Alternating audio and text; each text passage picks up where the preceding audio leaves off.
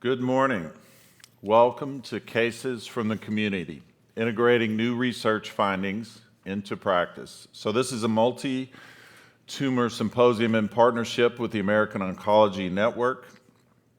Dr. Neil Love is not going to be here as part of the Research to Practice in person this year. So he will be present on video, but I'll be serving as the moderator. I'm Fred Divers.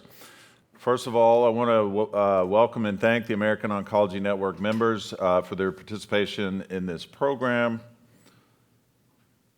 I also want to thank the partnership between American Oncology Network and MEBA, Meaningful Insights in Biotech Analytics. This is an AI company. We'll be using a portion of the data they extracted from the American Oncology Network to provide some level of relevance for the data that we'll be reviewing in the spaces provided.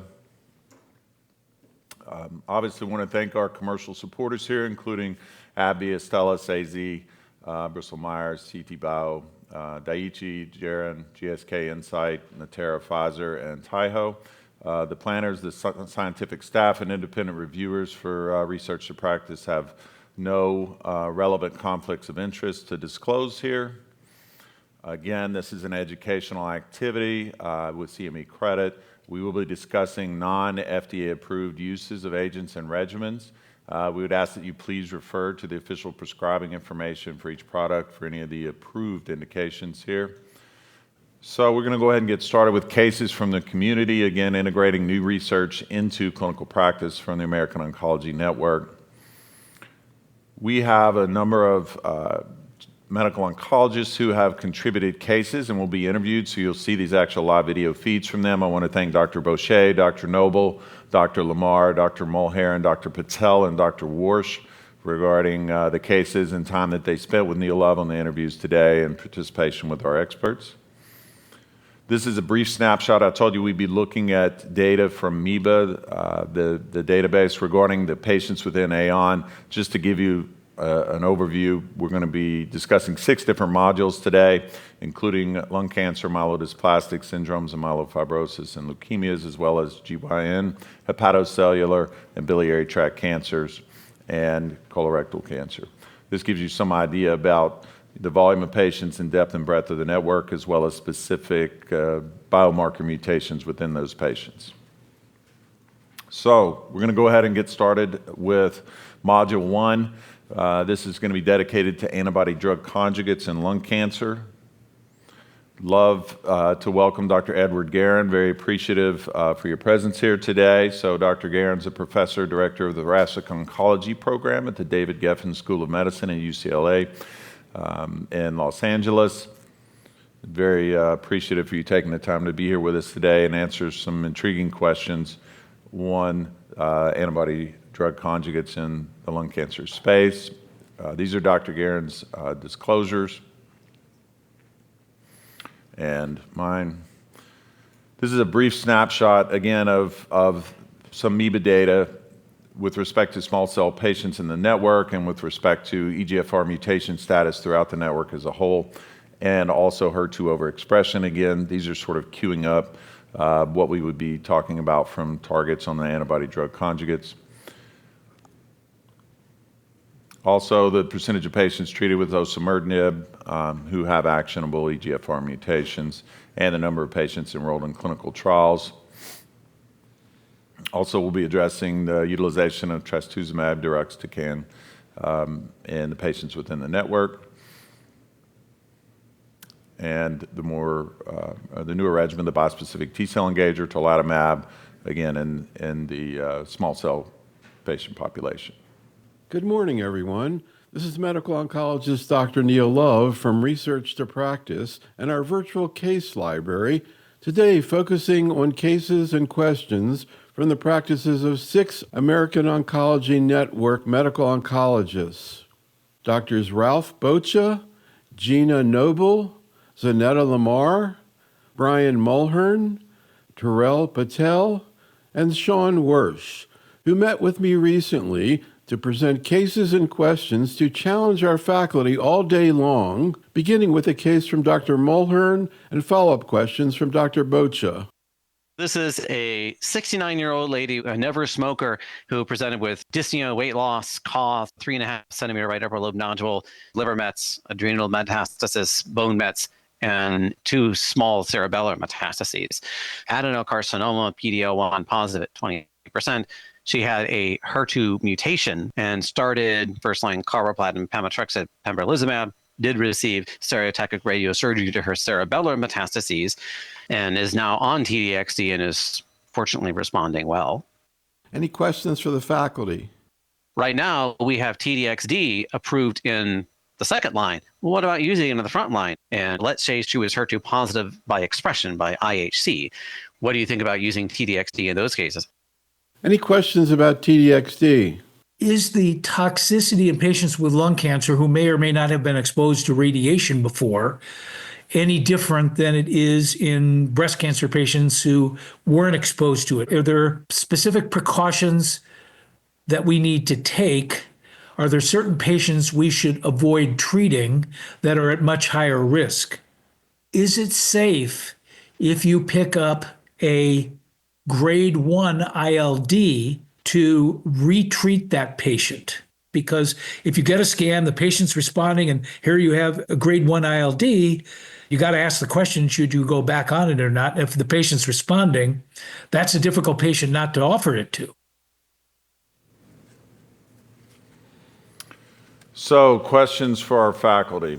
I appreciate Dr. Boucher and Dr. Mulhern. They brought up great points. So, should all patients with lung cancer, number one, be tested for HER2 overexpression? Dr. Garon.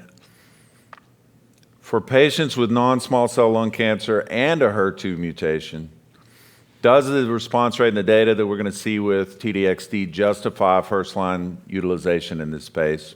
Are you offering that?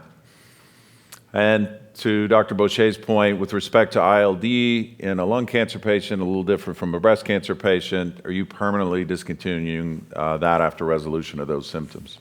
Well, thank you very much, and thank you for having me. I will be discussing some of the data from trastuzumab deruxtecan after this, and in fact, of the things we're going to talk about, trastuzumab deruxtecan is really the only one that is approved. So in terms of should all patients with lung cancer be tested for HER2 overexpression, I think in an ideal world, yes. I think one of the things that's problematic is that increasingly we're having significant demands on our tumor tissue. And so I would say that my priority still would be performing next generation sequencing to get all of the data available. But in an ideal world, particularly at a time when really the only antibody-drug conjugate approved in lung cancer is trastuzumab deruxtecan, it probably does make sense to be testing all patients. We certainly have tested for much rarer subsets of patients in the past, although this is going to be a fairly rare subset who will be 3+ by IHC, certainly in the single digits in terms of percentages. I think that the question as to whether or not the response rate justifies first-line treatment, what I would say is that on some level, response rate alone can never justify sort of moving something into an earlier line of treatment. What we're really interested in is whether or not you're going to have improvements in the longitudinal outcomes, whether people are going to ideally live longer or at very least have their disease controlled longer. There are ongoing clinical trials that are assessing this question specifically, and in my own practice, I am not using this as a frontline therapy, although in all fairness, we do have the clinical trial of trastuzumab deruxtecan versus chemoimmunotherapy. And I think of these three questions, the last question is actually the most difficult, which is at what level of ILD are you permanently discontinuing treatment with trastuzumab deruxtecan? One of the things is that after there were significant risks of interstitial lung disease, including deaths in some patients, the clinical trials of these agents became extraordinarily conservative. And as a result, very limited amounts of interstitial lung disease were really exclusionary for additional treatment. I think that Dr. Boucher had asked a question about are there differences between lung cancer patients and breast cancer patients? I think that that in some of these cases, there may be a little less pulmonary reserve. The HER2 mutation positive patients tend not to have been smokers. They don't have the same lung disease that you would see in a generalized lung cancer population. However, still there is some lung disease. What I would say is the clinical trials required it to be discontinued, but I'm going to take a little bit of a cop-out answer here. I think that the decision in clinical practice is going to be more based on what we do with all of our decisions, which is that we assess the potential risks as well as the potential benefits. I think that one would be much more reluctant to go back to trastuzumab deruxtecan with a grade 1 ILD if you are using it in a frontline setting. On the other hand, if you have a patient who is previously treated and your alternatives are less good, I think we may become a little more aggressive about re-challenging, although I would say we do have to do that with caution. We really have very little clinical trial data to guide us, even in these fairly asymptomatic radiographic changes associated with ILD. Great. Yeah, I think highlighting the differences in the breast and the lung space and the patient population with respect to HER2 is intriguing, and thanks for shedding some light on that. Yeah, and thank you very much for having me. We'll go through some formal slides as well as the cases as described. Lung cancer talks on antibody-drug conjugates, generally start out with this slide depicting the structure where you would have an antibody which is attached to by a linker to a drug. But in many respects, that's because in lung cancer, this is a fairly new therapeutic approach, whereas for people who have a more general practice, these are agents that people have been using for a long period of time already. As I mentioned, really the only approved agent at this point is trastuzumab deruxtecan. It was originally approved on early phase data that looked at patients with a HER2 mutation. I always like to point out, although people are often familiar, this is different than what you see in breast cancer. In breast cancer, you have amplification of the HER2 gene, whereas in lung cancer, it is mutations. Typically, it is sort of a duplication that you'll see in exon 20, although there are additional mutations that you can see. Here you can see the original data with a very impressive looking waterfall plot.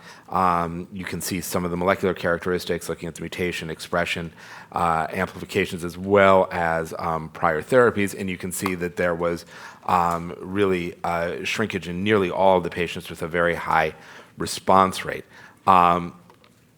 One thing when asking, again, to address the question of differences between lung and breast, this became somewhat confusing for practitioners. The dose that was used in this study was higher than the dose that was used for breast cancer. And so eventually, basically a dose comparison study was performed looking at the dose that was originally tested in lung cancer, the 6.4 milligram per kilogram, versus the dosing that was already approved for breast cancer, 5.4 milligram per kilogram. And the data really looked very similar with respect to efficacy, but there was a clear improvement in tolerability at the 5.4 milligram per kilogram dose. And so, interestingly, the FDA had this data so that even though the only published data at the time of the approval was on the 6.4 milligram per kilogram, the approval is at the same dose as what is used in breast cancer, the 5.4.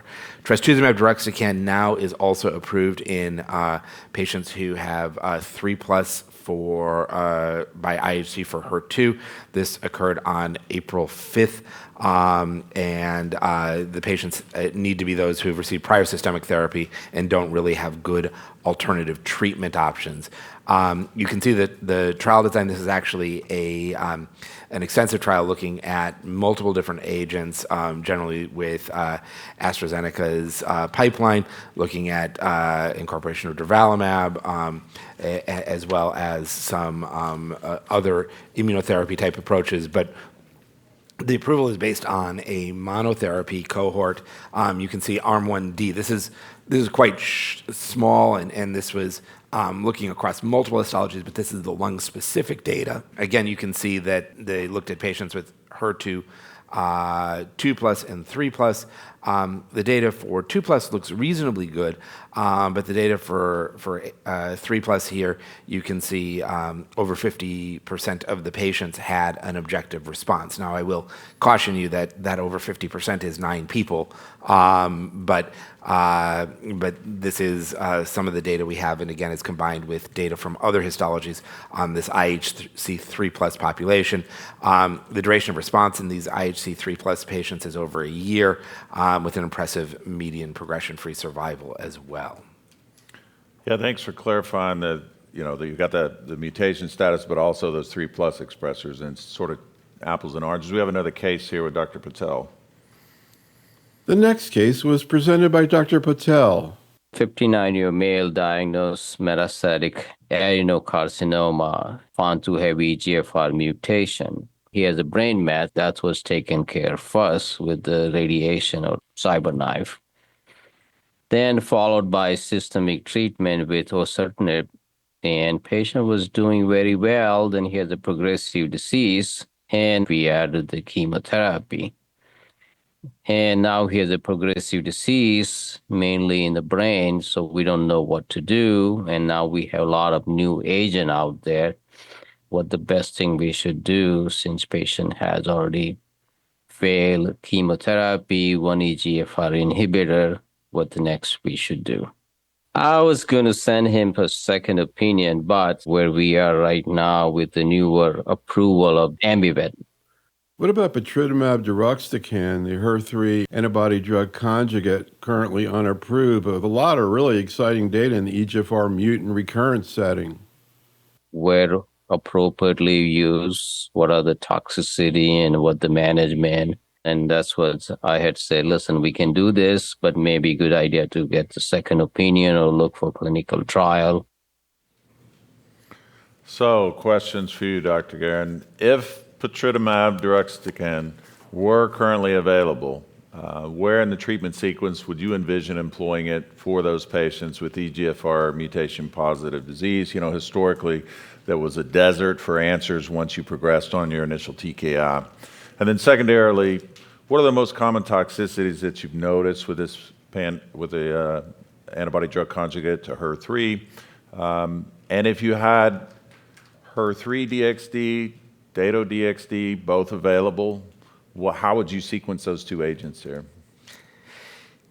Yeah, what I might do, if you're okay with it, is wait and discuss the questions at the end on this one. And the reason being that unlike trastuzumab deruxtecan, where there's familiarity from the audience, there's less familiarity here. So I want to go through the data underlying this first. One thing that I will start by mentioning is that one of the things that I think is quite different amongst patients who treat lung cancer as their main career versus people who do some lung cancer, we tend to be very reluctant to at least initially look at whole brain radiation. And I think that's because as our systemic treatments have improved a great deal, unfortunately, many of us have had cases where our patients who are doing well from a cancer perspective basically die a dementia death, which is quite striking and miserable for the patient, their family, and difficult to watch. So what I would say is we do have reluctance. What I would say is on this case, if somebody is having progressive disease after they've already received EGFR-directed therapy like osimertinib, whole brain radiation does become a consideration. Now let's get to the data on the antibody-drug conjugates in this setting. So the HERTHENA lung study looked at patritumab deruxtecan. So again, the payload or chemotherapeutic agent here is the same as trastuzumab deruxtecan. So deruxtecan is the payload, but the antibody is directed against HER3, which has been evaluated reasonably to date in particularly EGFR mutant disease. I'm not going to get too into the biology today. You can see this is data largely on early phase study. You can see patients were treated with 5.6 milligrams per kilogram, and the enrollment was 225 patients. There's a lot of data on this slide. I would actually say it probably makes the most sense to look at the subset with prior third generation EGFR TKI and platinum-based chemotherapy. So that's basically the last column of numbers. The study did include some people who had not received a third generation EGFR inhibitor, but in our practice today, the subset, which is nearly all the patients who had received it, is probably more relevant. You can see that the response rate is about 30% in these patients, and the duration of response, I would say, is good, but maybe not spectacular at 6.4 months. With a reasonable overall survival that you see. When you look at the subset analyses, really you are seeing sort of across the board efficacy. There are not clear subgroups that are or are not benefiting. This is a complicated slide. This is looking at the waterfall plot, which obviously is the easier part of it. You can see a fairly high degree of activity. The focus was on patients with the traditional sensitizing mutations, EGFR exon 19 deletions, or the point mutation in exon 21, L858R. You can see the resistance mechanism is listed below. Now, this is a little bit interesting because in many respects, one might say this doesn't have a huge relevance yet in clinical practice. EGFR-dependent resistance mechanisms, for instance, would be things like the C797S mutation, which prevents osimertinib from binding. EGFR-independent would be like a patient I saw the other day who had a KRAS mutation develop while on EGFR inhibition. And many patients, the resistance mechanism to their TKI was unknown. One thing that has actually, I would say, complicated this field quite significantly is the lack of a biomarker, and this is true for multiple of the deruxtecan-based compounds. Interestingly, HER2, the biomarker, at least for lung cancer cases, is pretty clear. You have EGFR mutations, which have done quite well as 3+ by IHC. But for TROP2, which we'll talk about later, as well as HER3, it's been a little bit hard to define what the biomarker is, and I would argue this a little bit undercuts the discussion we give to the patients.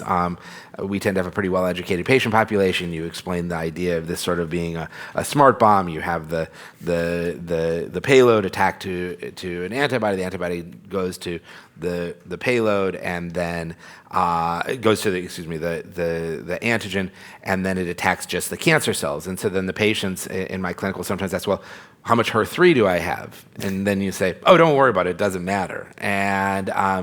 And some of them will ask why, and then you sort of try and change the subject. Because our explanations do fall down a little bit on this. You can see that maybe you got to get there anyway on the off-target side effects, right? So it's right. I guess right. It's your transition to toxicity, right?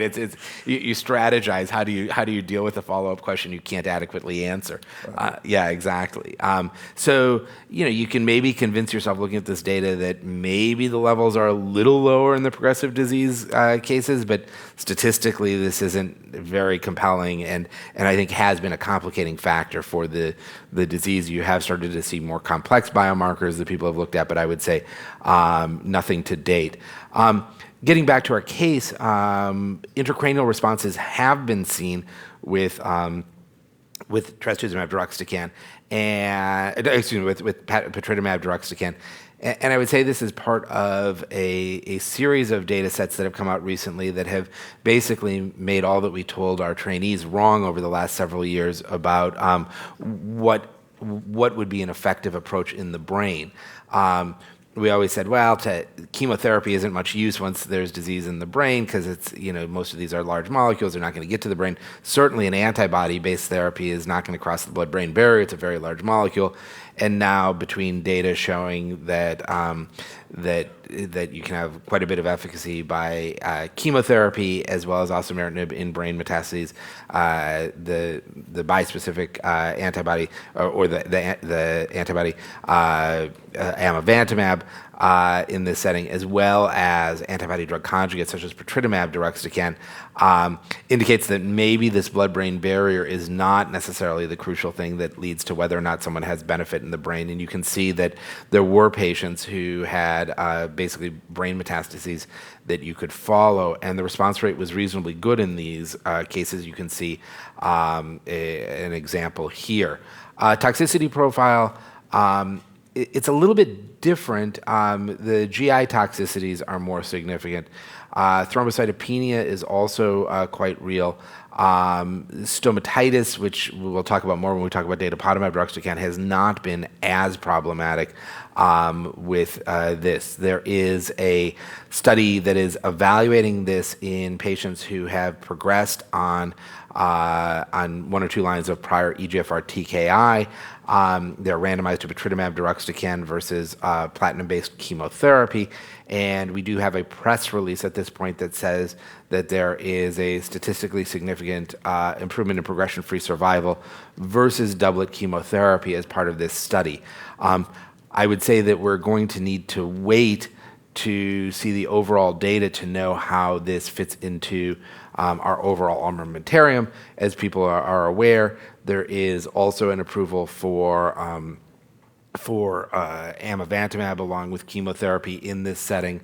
And I think there also are some other interesting data sets that are emerging here. So I think we're going to have to see really what the overall results look like before knowing exactly where this is going to fit into our armamentarium.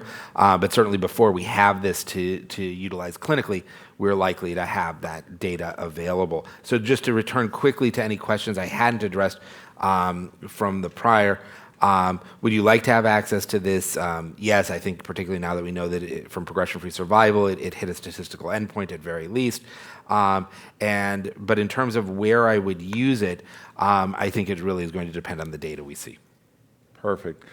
From a sequencing standpoint, from a target, I think we had a meeting yesterday where people were discussing IHC expression for DXd antibody-drug conjugates, and do we really need to look, right, when you get into low and ultra low, and is there, so maybe not having a target is the best answer. But from a sequencing standpoint, you don't have any specific preference or specific toxicity that we should look out for in these antibody-drug conjugate space? I mean, I think the one group that we're going to be particularly reluctant to prioritize this are people who have pre-existing interstitial lung disease. I think that we've seen that as a sort of almost a class effect with the deruxtecan-based compounds, so that would lead me to some pause. But otherwise, I just think that for patritumab deruxtecan in particular, it's hard because we're comparing it, for instance, to this regimen called MARIPOSA-2 of chemotherapy plus amivantamab, but the difference is we have the data for that, and we only have a press release here, so I think we can't really compare them yet. Do you think we'll see a place where we can get clarity on AMI versus patritumab versus Dato-DXd?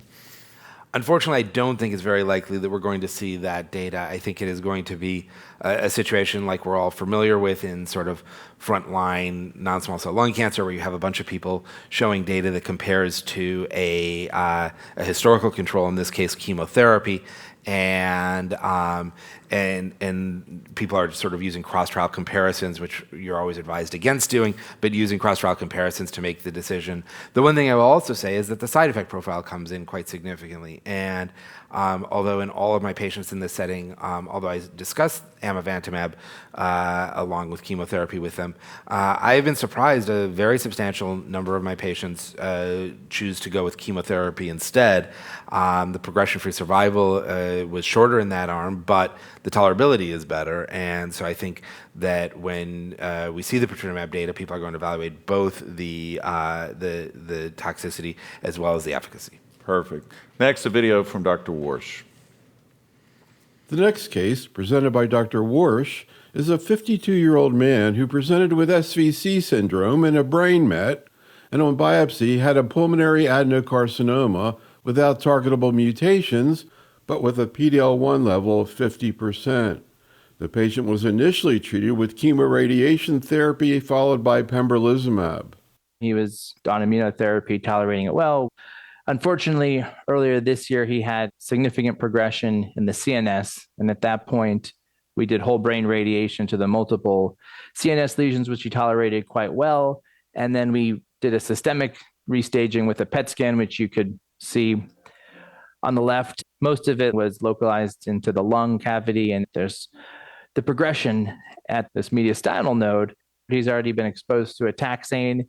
He's progressed. The questions are, do we look for an alternative chemo regimen, or do we re-challenge with immunotherapy? Ultimately, I switched over to ipilimumab, nivolumab, and then we could see on the PET scan after 4 months, he had a significant response to the primary, and he's continued on this regimen to this day, and he's doing very well. Sort of in the back of our head, I always think what would be the next step. There's other newer options, and I think we're waiting on some data about Dato-DXd, if that might be an option down the road, or clinical trial. Thanks, Dr. Warsh. So, Dr. Garon, question, this comes up all day, right? I mean, we're used to treating people with a platinum-based doublet plus an IO frontline therapy. So for that patient who progresses after PD-1 antibody in combination with chemotherapy, what is your next go-to regimen? Yeah, and I think that this is an easy question at academic center, which is clinical trial, because, but the reason that it's clinical trial is because we find the current standard of care pretty unsatisfying. Generally, it would be docetaxel with or without ramucirumab. And one thing I would say, particularly for people who don't treat a lot of lung cancer, we have been very frustrated as a research community on how hard docetaxel has been to beat in clinical trials. The reason that I point this out is that means it actually probably does better than we think it does. That it is a therapy that is associated with significant toxicities. But when one looks, the progression-free survival, overall survival data as we see for docetaxel, for really unknown reasons, have really improved a little over time. So I think that some of the negativism about subsequent treatments hopefully can be overcome. Some of these people can live longer than we think they will. At least that's what we've seen on clinical trial. What is your thought about, hey, we progressed on an IO, can we go the ipi-nivo route as was done here? So and the CMB and PD-1 expression, plus or minus 50, less than 1, how does that weigh in? And if you want to answer that once we get through the data, that's okay too. Yeah, I think that so I have been very unclear about the benefits of ipilimumab and nivolumab if somebody's actively receiving, immunotherapy at the time of their progression. We conducted a study, several years ago, early in this, where we gave durvalumab and tremelimumab, which obviously are also now approved, in this approach, after patients had progressed on frontline PD-1 inhibitors, and almost nobody responded. And the data supporting ipilimumab and nivolumab in this setting is also really scant. So I think that there may be some patients, or for instance, in a case like this, that the patient maybe had been off for a while, that it may be certainly a reasonable approach. But I would say there's not a lot of data that just to go to ipilimumab, nivolumab after progression on PD-1 inhibition achieves a tremendous amount. I think that we haven't talked much about the CMET. We can talk about that in maybe Once after we get to the data. Yeah, I think obviously in the days of everybody's getting complete genomic sequencing, things like CMET. What's the role of telisotuzumab vedotin in that space? So we'll get there. But okay. So this talk is sort of coming off almost disappointing developments in the idea of having a sort of across-the-board replacement for docetaxel. I'll explain that in a moment, but this was the TROPION-Lung01 study. This compared datopotamab deruxtecan to docetaxel. Again, the payload here is deruxtecan, but the antibody is directed against TROP2, and you can see the primary endpoints for progression-free survival and overall survival. This is a positive study. It is a positive study because of the study design, which allowed a significant result for progression-free survival to to be enough to declare it a positive study based on, again, the statistical design. That was achieved, although the overall progression-free survival improvement was somewhat marginal. When one looks by histology, in the non-squamous disease, the benefits were considerably greater. And if you look in squamous disease, here the blue is docetaxel, it actually looks like there was relative harm in giving the antibody-drug conjugate as opposed to docetaxel. There was a general safety, but again, there were AEs associated with death. Again, generally interstitial lung disease. You can see here that that in the study arm they had 7 events that an independent committee attributed to datopotamab deruxtecan, leading to death from interstitial lung disease. That is a rare finding. You don't see that much of it, but obviously, even to have a rare finding where it's associated with death is of concern. The one that you do see more frequently is stomatitis, and that is, again, something that has been sort of difficult for us in lung cancer. We really haven't used a lot of drugs that cause stomatitis. For those of you in a more general practice that treat breast cancer, things like that, there's maybe greater familiarity with this. You typically use the dexamethasone rinse for that. I mean, in the trials, it seemed to make a huge difference, right? The trials eventually allowed, and so like any new therapy, initially they want to see what do you need in terms of tolerability. But yes, the steroid rinse eventually was incorporated into many of these trials. And the overall survival was certainly disappointing. You can see the hazard ratio of 0.84 for non-squamous disease, although a lot of this was driven by patients with actionable genomic alterations. This is a fairly new term that people have used and really is sort of defining a group of patients like those with EGFR mutations, ALK gene rearrangements, ROS1, RET. There is further development of datopotamab deruxtecan along with pembrolizumab, with or without chemotherapy. And this is sort of, as I alluded to, sort of disappointing news in this space, that basically, I won't go through all of the text, but this was originally submitted to the FDA as an approval for second-line non-squamous non-small cell lung cancer, but that basically has been withdrawn, and the focus now is going to be patients who have EGFR mutations. That group is based off of the Tropion Lung 05 study. This, again, is this group that had actionable genomic alterations. You can see the frequency of those, although in clinical trials it has generally been sort of EGFR mutations that are making up most of the patients in this group. And you can see that the waterfall plot looks quite good in these patients with actionable genomic alterations. Again, most of these patients had EGFR mutations.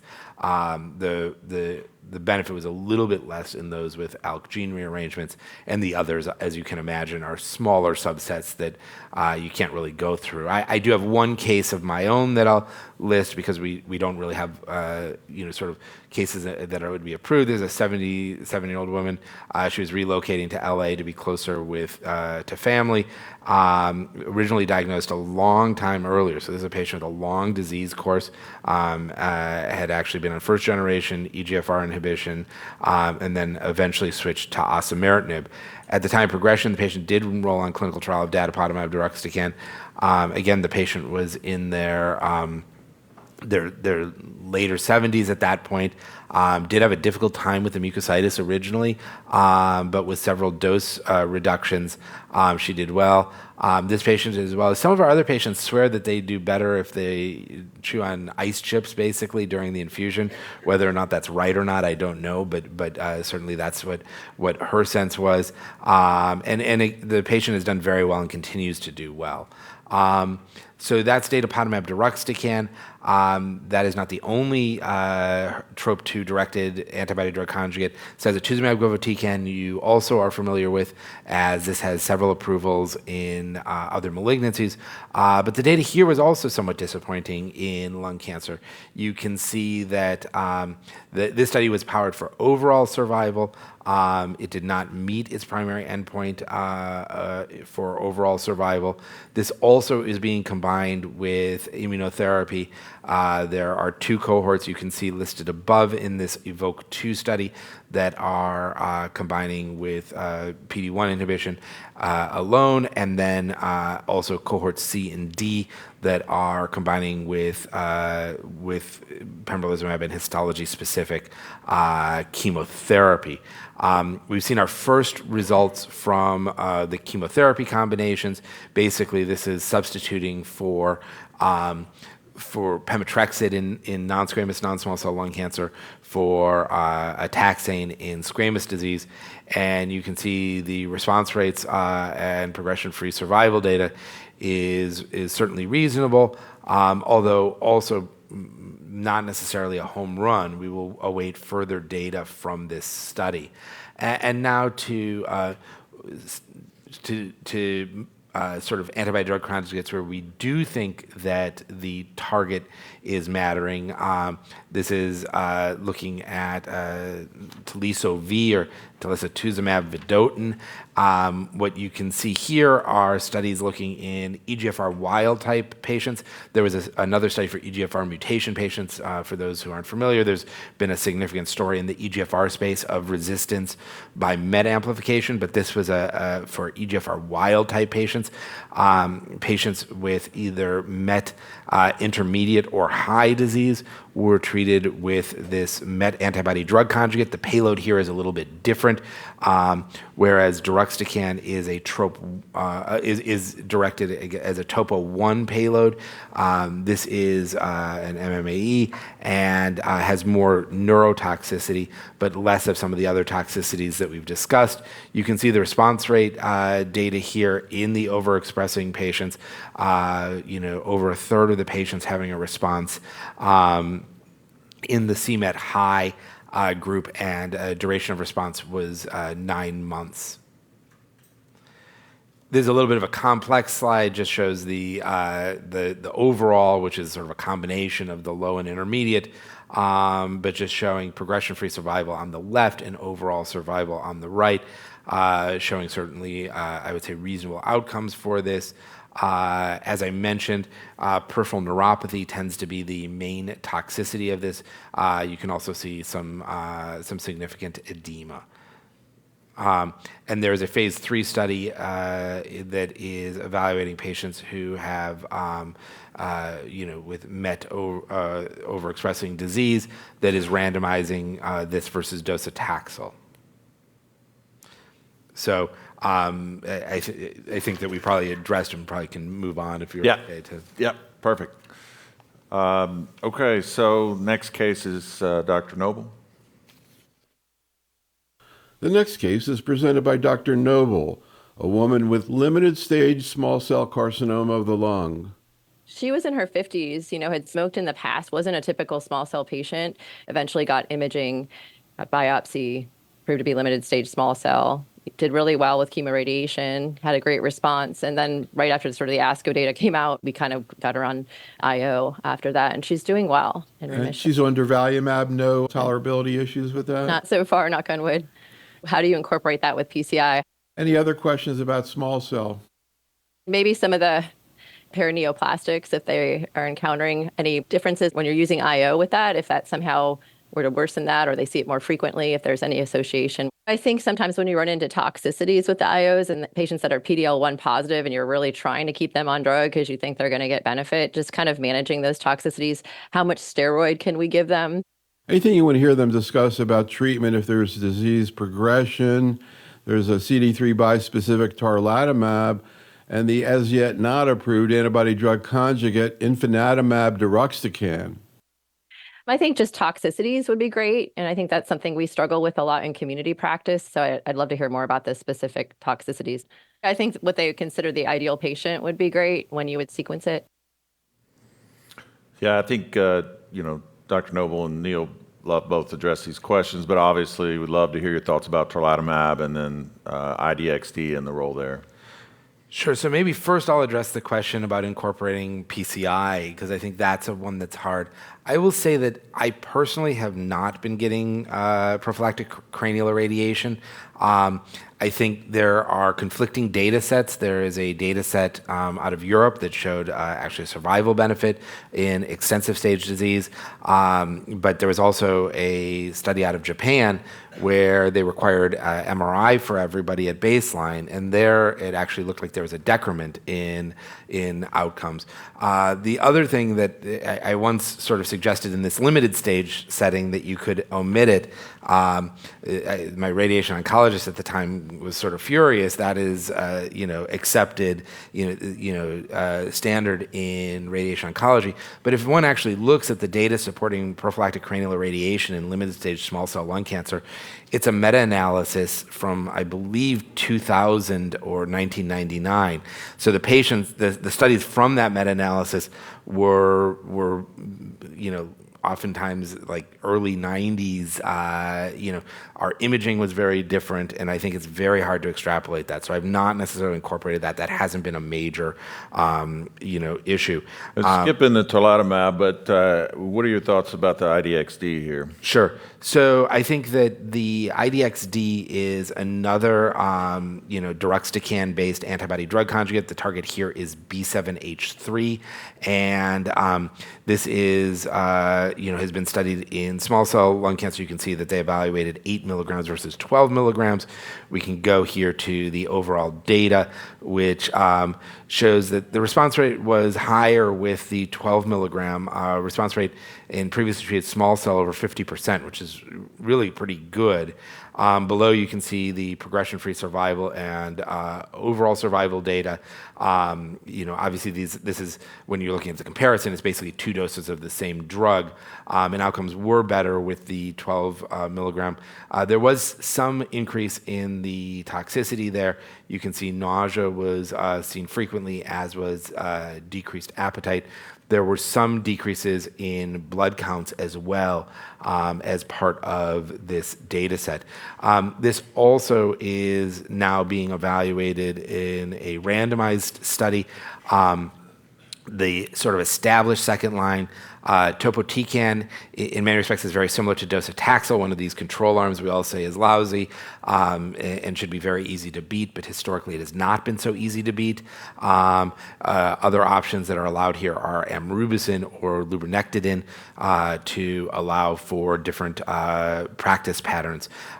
So we will see randomized data in this setting. Obviously, clinically, this is a place where people are using tarlatamab, which again, a T-cell engager. This, again, in lung cancer specifically, has made us a little bit nervous. We do have to hospitalize patients for the first cycle. On the other hand, for people in a more general practice, you're already often familiar with the toxicities here and may have a greater level of comfort, although there are organizational issues of making sure that the hospital is set up for these admissions for the treatment, which can complicate things. Yeah, particularly in the community, it's, having an appropriate SOP to manage those, but there's a little more experience on the heme side there. But it'll be interesting to see where the antibody-drug conjugate versus the BiTE and the sequencing of those, how they play out, particularly keeping in mind the toxicities, including ILD, et cetera, and CRS. So, well, Dr. Garon, I really appreciate your time today and insight. Thank you so much. Thank you very much.